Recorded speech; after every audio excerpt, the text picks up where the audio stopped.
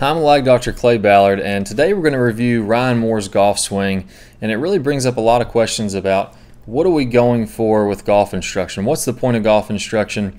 How can a guy with a swing like Ryan Moore's win at the highest level? And that's exactly what we're going to talk about today, and some of the key elements to a great golf swing and producing great, well-compressed golf shots. Also, be sure to stick around to the end. I have a great bonus for you guys. Let's go ahead and get started with this Ryan Moore swing review.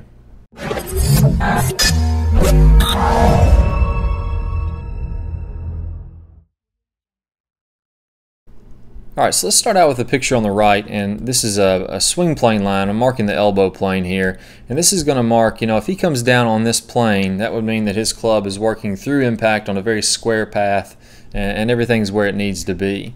Now what we'll notice in the backswing and the takeaway is that his club is well off this line. It's very, very steep, very far outside his hands, very similar to what you'd see with the Jim Furyk, and it's really nowhere near this plane. So he's got a lot of work to do from this point to get back on this plane line and get where he needs to be through impact.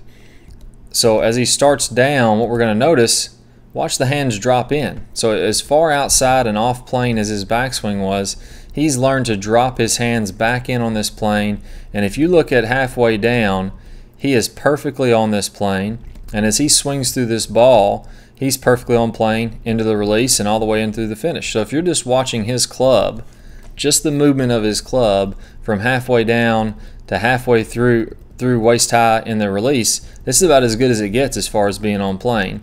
Now, was that the most efficient way to get there? No, of course not. There was a lot of rerouting, a lot of extra moving parts, a lot of things that are flying around that could throw this off. So for every Ryan Moore swing that knows how to get it back on plane and can time that up perfectly, there's thousands of guys that really struggle and hit the ball inconsistently with that type of backswing. So it's not the type of backswing that I would recommend for someone, but it does show you, what are the real goals with golf when we're talking about moving this club through impact and through the delivery zone, which is waist high on the way down to waist high on the way through, in the perfect manner. That means on plane with a good path, good square face, the correct angle of attack, with some good speed, and that's going to deliver a very well compressed golf shot. And he's doing that very, very well, and that's why he's such a good player. Now if we look on the left, I'm going to talk about a couple other things that are very important to being a great golfer, even if you have not so great of a swing or not an orthodox swing. The first thing I'm going to talk about here is weight shift. And even though his swing is a little bit all over the place when we're looking from down the line, if you look from face on, he has a lot of solid fundamentals when he's talking about how he's moving his body and how he's moving the club through impact. So as he starts down, you're going to see that he gets his weight up over his left side, over this left ankle, and he's very stacked on his left side, which is exactly where you want to be in the golf swing. You'll also notice here, he has a great amount of lag. So he's really built up a ton of lag here, and he's going to release that lag through impact on a very shallow angle. So the weight shift to the left is going to help him ground out that club underneath his left arm every time. That's another key to compression, is making sure that that club's always coming down and through on a very shallow angle of attack, but always hitting down and through. This lag is going to help him increase his club head speed. And then when he extends his arms into this release, this is a great wide extension with both arms, dead straight, so that he's going to release all that speed and release the golf club. Plus, on top of that, he's also going to have a very shallow arc coming through because these long arms are creating a shallow arc in the release. So he's got a nice shallow angle of attack, which is fantastic for compression. So even with all these moving parts, at the moment of truth, when it really matters through impact, he actually has a very solid swing in regards to the golf club. And again, there's a lot of extra moving parts with the body and that kind of thing, but the golf club is moving through very, very well.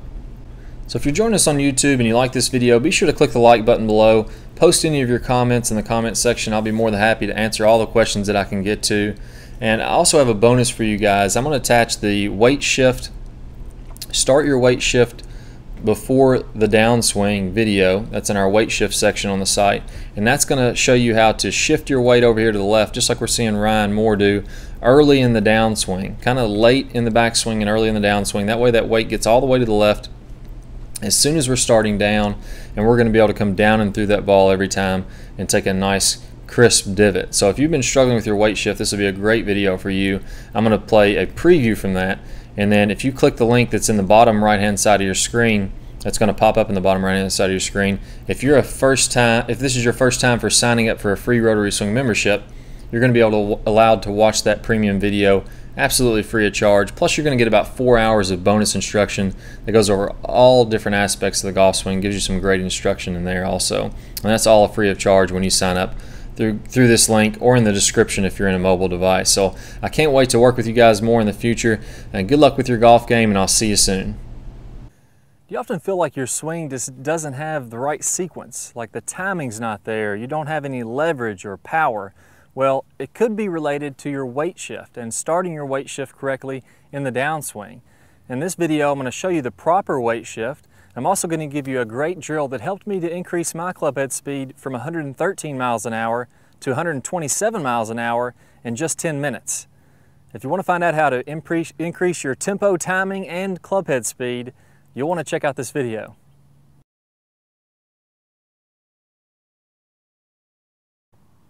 Now, weight shift to the left in the downswing is one of the crucial pieces of the golf swing. If you get this right, everything just seems to fall into place.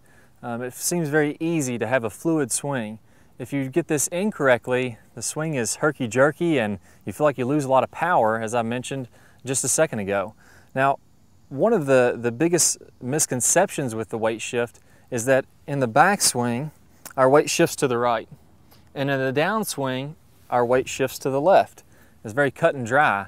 Well, in reality, that's not exactly how it happens. There's a little bit of intermediate area there where the weight is actually shifting to the left while your backswing is still swinging to the right. Now, here's what I mean by this. If you watch a lot of PGA Tour golfers and just good golfers in general, what you'll see is one common move as they're completing the transition, or they're completing the backswing, starting the transition into the downswing. Actually, Ernie Els is probably one of the best I've ever seen at this, and it's the precise reason why his swing looks so smooth. In reality, Ernie